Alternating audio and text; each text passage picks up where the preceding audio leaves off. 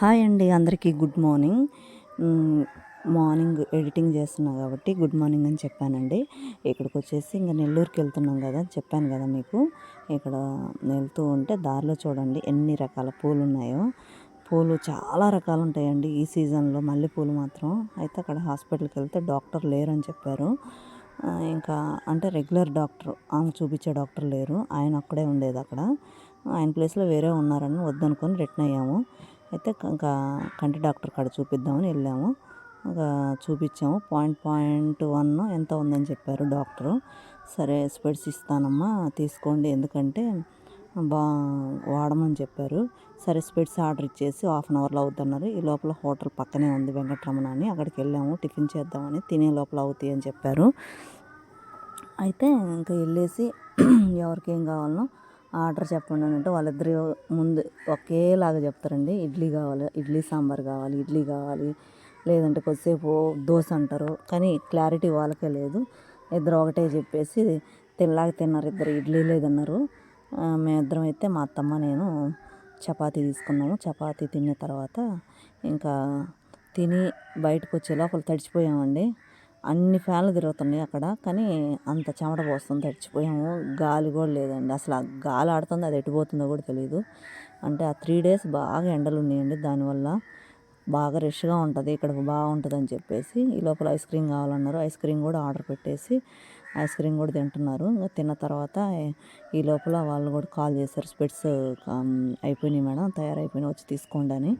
ఇంకా అవి తీసుకోవడానికి ఇంకా ఇక్కడి నుంచి స్టార్ట్ అయిపోయాము. బయటకు వచ్చాను చూడండి. హోటల్ ముందు కూడా ముగ్గు ఎలా వేసుకున్నారు, ఎలా వేచారు.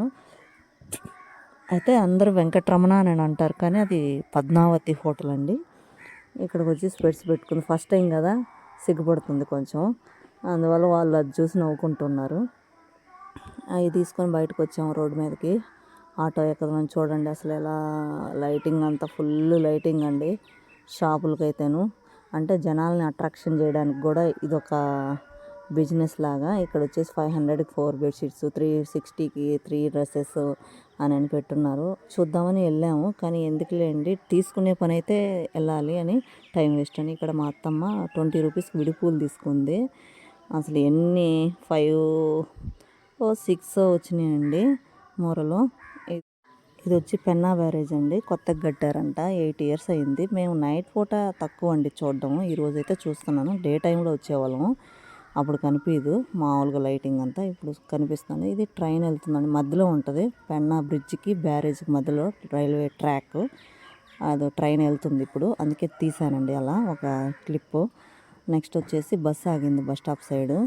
ఇక్కడ ఈ బస్సుకి కూడా అట్రాక్షన్ అండి, లైటింగ్ అలా వేస్తున్నారు. ఇది నెల్లూరు సిటీ అండి, ఎలా వ్యూ బాగుందని తీసాను. నెక్స్ట్ వచ్చేసి ఇంకా ఇంటికి వచ్చేసాము. ఇంటికి వచ్చేసి కొంచెం రెస్ట్ తీసుకొని బాగా 9:30 మేబీ 8:30 లోపల ఇంటికి వచ్చేసామండి.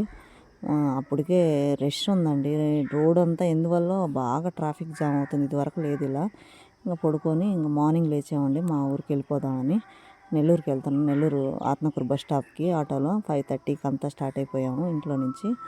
నెక్స్ట్ అసలు ఈ నది ఎలా పొంగిందో, పెన్నా నది, నాకు ఇప్పటికి కూడా అర్థం కాదు. ఇప్పుడేమో కొంచెం కూడా నీళ్ళు లేవు కదండి, అది ఆ బ్రిడ్జి పైకి పొంగిందంటే అసలు అది దేవుడు, అదంతా మనకు కూడా ఐడియా లేదండి. అసలు నిజంగా చెప్తున్నా, అది మహిమే అనుకోవాలి మనం, ఆ టయానికి అలా జరగడం అనేది.